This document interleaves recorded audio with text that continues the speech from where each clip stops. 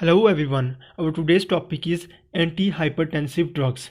ऐसी ड्रग्स जो हाइपरटेंशन के पेशेंट्स को दी जाती हैं उन्हें एंटी-हाइपरटेंसिव ड्रग्स कहते हैं। सबसे पहले हमें मालूम होना चाहिए कि हाइपरटेंशन होता क्या है। In simple words, elevation of systolic and diastolic blood pressure from 140/90 millimetre of mercury. देखें, सिस्टोलिक एंड डायस्टोलिक हमें पता है नॉर्मल वैल्यू क्या होती है ब्लड प्रेशर की 120/80। 120 क्या है, इसमें ऊपर वाली वैल्यू सिस्टोलिक ब्लड प्रेशर को शो करती है, जबकि जो नीचे वाली वैल्यू होती है वो डायस्टोलिक को शो करती है। नॉर्मल 120/80 होता है।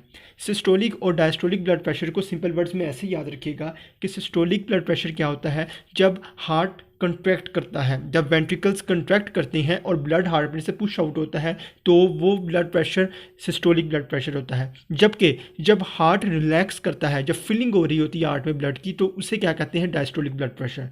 120/80 systolic over diastolic blood pressure. Normal value 120/80 होती है।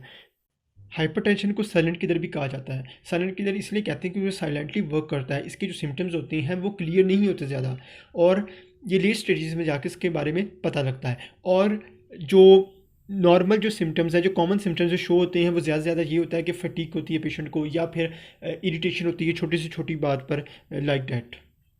अब प्राइमरी हाइपरटेंशन और सेकेंडरी हाइपरटेंशन, टू टाइप्स हैं हाइपरटेंशन की। प्राइमरी का मतलब क्या होता है, the causes are unknown, and secondary hypertension ये होता है कि कॉजेज आर नॉन। इसमें जो कॉजेज जो सी है वो नॉन होती है। कौन कौन सी, for example in case of secondary hypertension there may be the causes including the kidney problems हो सकती हैं, थायराइड की प्रॉब्लम हो सकती है, एड्रीनल ग्लैंड पर प्रॉब्लम्स हो सकती हैं, एट्सेट्रा। देखें, किडनी की प्रॉब्लम्स, फॉर एग्जांपल हमें पता है कि किडनी का वर्क क्या होता है। तो किडनी का वर्क ये होता है कि जो ब्लड में से इम्प्योरिटीज़ होती हैं उनको फिल्टर आउट करना है in the form of urine, और बॉडी में से एक्सक्रीट कर देना है। ठीक है, अब यहाँ पे हमें पता है कि फिल्ट्रेशन होता है, रीअब्जॉर्प्शन होती है किडनी के अंदर, और सिक्रीशन होती है। अगर इन तीन जो स्टेप्स हैं किडनी के फंक्शनिंग के, उनमें अगर कोई प्रॉब्लम होती है तो ये डायरेक्टली रिलेट करेगा हाइपरटेंशन के साथ। ये हम आहिस्ता आहिस्ता आगे चलकर जैसे जैसे हम एंटी हाइपरटेंसिव ड्रग्स की तरफ मूव करेंगे तो हमें मज़ीद क्लियर होता जाएगा। अब थायराइड प्रॉब्लम्स भी हो सकती हैं, फॉर एग्जांपल हाइपरथायराइडिज्म हो सकती है, हाइपोथायराइडिज्म हो सकती है। अब एक क्वेश्चन ज़हन में आता है कि ये थायराइड का इससे क्या लेना देना है, या थायराइड हाइपरटेंशन को कैसे एलिवेट कर सकता है। देखिए, एक छोटी सी एग्जांपल है। हाइपरथायराइडिज्म में क्या होता है कि कैल्शियम लेवल बढ़ जाता है। जब कैल्शियम लेवल बढ़ता है तो ये क्या करता है, कैल्शियम रिटेंशन होती है जब, तो वो ब्लड को, जब बॉडी के अंदर कैल्शियम की टेंशन ज़्यादा होती है जिसकी वजह से जो ब्लड प्रेशर है वो इंक्रीज़ कर जाता है। ठीक है, स्टेजेस ऑफ हाइपरटेंशन, हाइपरटेंशन की स्टेजेस हैं। देखें, हाइपरटेंशन की स्टेजेस हमें पता है कि नॉर्मल ब्लड प्रेशर कितना होता है, 120/80 होता है। स्टेजेस ऑफ हाइपरटेंशन नॉर्मल क्या है, ये सिस्टोलिक यहाँ पर लिखा हुआ है, डायस्टोलिक यहाँ पर लिखा हुआ है, ये ज़हन में याद रखिएगा। और इनका जो यूनिट होता है मिलीमीटर ऑफ एच होता है। ठीक है, नॉर्मल 120/80, अगर 120/80 से लेस होगा तो नॉर्मल ब्लड प्रेशर होता है। ठीक है, अगर एलिवेटेड प्रेशर, ब्लड प्रेशर क्या है, या जिसे प्री हाइपरटेंशन भी कहा जाता है, अगर सिस्टोलिक प्रेशर 120 से लेकर 129 के दरमियान में हो और डायस्टोलिक ब्लड प्रेशर 80 से कम हो तो तब इसे प्री हाइपरटेंसिव या प्री हाइपरटेंशन स्टेज कहा जा सकता है। आगे स्टेज 1 है। स्टेज 1 में क्या है, 130 to 139 millimetre of H systolic blood pressure है, जबकि डायस्टोलिक ब्लड प्रेशर 80 to 89 तक होता है। और स्टेज 2 जो मोस्ट डेंजरस स्टेज है वो क्या है कि अगर ब्लड प्रेशर 140 से ज़्यादा हो, 140 या 140 से ज़्यादा हो, और डायस्टोलिक प्रेशर 90 या 90 से ज़्यादा हो, हाइपरटेंशन की स्टेज 2 स्टार्ट हो जाती है। ब्लड प्रेशर के बारे में हमने पढ़ा कि ब्लड प्रेशर होता क्या बेसिकली। देखें, the pressure of the circulating blood against the walls of the blood vessel. Blood pressure is equal to cardiac output into TPR, जिसे हम टोटल पेरिफेरल रेजिस्टेंस भी कहते हैं, या फिर इसे सिस्टेमिक मस्कुलर रेजिस्टेंस भी कहा जाता है। कार्डियक आउटपुट हमें पता है कि क्या होती है। इन सिंपल लैंग्वेज, जो हार्ट ब्लड को पंप आउट करता है, और ये कब होता है, जब वेंट्रिकल्स कंट्रैक्ट करते हैं, जो ब्लड पुश आउट होता है हार्ट से, और ये आयोटा के थ्रू पूरी बॉडी के अंदर डिस्ट्रीब्यूट हो जाता है, जिसे ऑक्सीजनेटेड ब्लड जो होता है। अब जब हार्ट ने कंट्रैक्ट करना है और उसमें से ब्लड जो पंप आउट हुआ है, और वो कार्डियक आउटपुट कहलाता है। जबकि टोटल पेरिफेरल रेजिस्टेंस क्या होती है, जिन वेसल्स में से जो सर्कुलेटिंग ब्लड है जब गुजर रहा होता है तो वेसल्स उस पर अपना प्रेशर एक्सर्ट करती हैं, जिसे टोटल पेरिफेरल रेजिस्टेंस कहा जाता है। इसके अलावा लीवर, लंग्स, एंडोक्राइन ग्लैंड्स और किडनीज जो उनसे हैं प्रीडोमिनेटली ब्लड प्रेशर को मेंटेन करने में हेल्प आउट करते हैं। वो कैसे करते हैं? हम जैसे जैसे एंटी हाइपरटेंसिव ड्रग्स की तरफ जाएंगे तो हम मुख्तलिफ मैकेनिज़म्स पढ़ेंगे और उससे क्लियर हो जाएगा कि इन ऑर्गन्स का क्या इफ़ेक्ट होता है बॉडी पर जब ये सही वर्क नहीं कर रहे होते। फॉर एग्जांपल हम रेनिन, एंजियोटेंसिन, एल्डोस्टेरोन सिस्टम पढ़ेंगे, वहाँ पता लगेगा कि लीवर और लंग्स कैसे मेंटेन करते हैं ब्लड प्रेशर को। इस तरह किडनीज़ के बारे में हमें पता लगेगा। और साथ एंडोक्राइन ग्लैंड्स हैं, हाइपोथायरॉयडिज्म, हाइपरथायरॉयडिज्म क्या होता है, ये कैसे मेंटेन करते हैं ब्लड प्रेशर को, ये हम आगे चल के इनको डिस्कस करेंगे।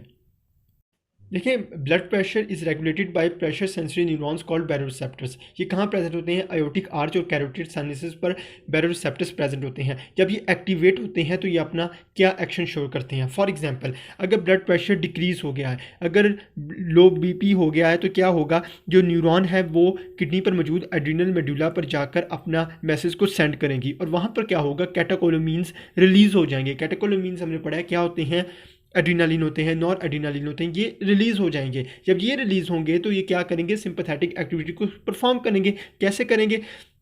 जो कैटाकोलोमीन्स, जो एड्रीनालिन है, वो अल्फ़ा और बीटा रिसेप्टर्स जो हैं डिफरेंट ऑर्गन्स पर मौजूद, उनको जाके एक्टिवेट करेंगे और इससे क्या होगा? सिंपैथेटिक एक्टिविटी इंक्रीज़ हो जाएगी। इसी तरह देखें, जब सिंपैथेटिक एक्टिविटी यहाँ पे इंक्रीज़ हो रही है, अब हमारे हार्ट की अगर बात की जाए तो हार्ट पर क्या होगा? हार्ट पर हमारे बीटा 1 रिसेप्टर्स मौजूद होते हैं। जब एड्रेनालिन वहाँ पर आकर अपना मैसेज लेकर आएगा तो बीटा 1 रिसेप्टर्स एक्टिवेट होंगे और ये क्या करेंगे? ये कार्डियक आउटपुट, हार्ट रेट को इंक्रीज़ कर देंगे। जब हार्ट रेट या कार्डियक आउटपुट इंक्रीज़ होगा तो क्या होगा? ब्लड प्रेशर ऑटोमेटिकली इंक्रीज़ हो जाएगा। इसी तरह जो हमारी ब्लड वेसल्स हैं उन पर भी हमने पढ़ा हुआ है कि अल्फ़ा 1 रिसेप्टर्स मौजूद होते हैं और जब ये स्टिमुलेट होते हैं या अपने एक्शन में आते हैं तो क्या करते हैं? जो वेजो कंस्ट्रिक्शन करवाते हैं। जब ब्लड वेसल्स कंस्ट्रिक्ट करती हैं, वस्कुलर रेजिस्टेंस बढ़ जाती है, जिसकी वजह से ऑटोमेटिकली ब्लड प्रेशर इंक्रीज कर जाता है। क्योंकि हमने पढ़ा था कि blood pressure is equal to cardiac output and vascular resistance, systemic vascular resistance.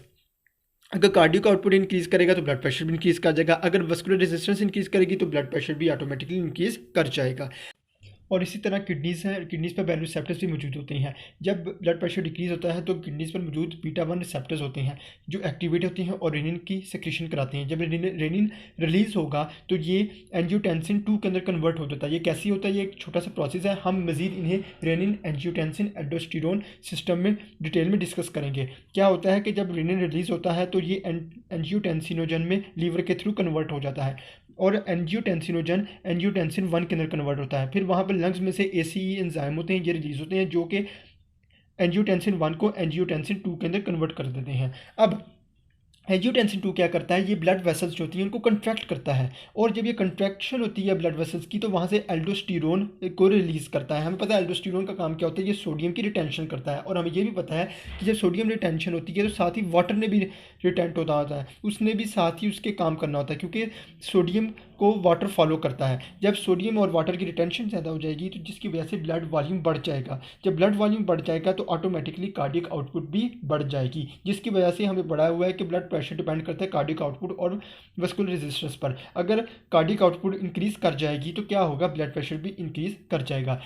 ये था जनरल ओवरव्यू जो कि main topic anti hypertensive drugs को शुरू करने से पहले आपको बेसिक कंसेप्ट जो हैं वो क्लियर होने ज़रूरी हैं। हमारा मेन टॉपिक है anti hypertensive drugs.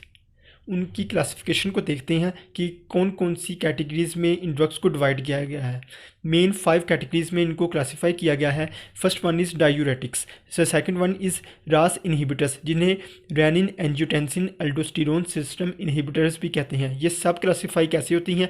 S inhibitors जिन्हें एंजियोटेंसिन कन्वर्टिंग एंजाइम इनहिबिटर्स कहते हैं। ARBS जिन्हें एंजियोटेंसिन 2 रिसेप्टर ब्लॉकर्स कहते हैं। Direct renin inhibitors and aldosterone antagonists. The third one is the calcium channel blockers. The fourth one is sympatholytic agents जो कि further divide होते हैं ganglion blockers, sympathetic neuron blockers, centrally acting sympatholytics, alpha blockers and beta blockers. और vasodilators is the fifth one class जो कि anti hypertensive drugs में आती है। ये 5 क्लासेस हैं एंटी हाइपरटेंसिव ड्रग्स की। नेक्स्ट इन्हें हम 1 बाय 1 हम डिस्कस करेंगे कि इन एंटी हाइपरटेंसिव ड्रग्स की क्लासेस का कैसे एडमिनिस्टर किया जाता है, इनके मैकेनिज्म ऑफ एक्शन क्या होती है और एडवर्स इफेक्ट्स क्या होते हैं बॉडी पर।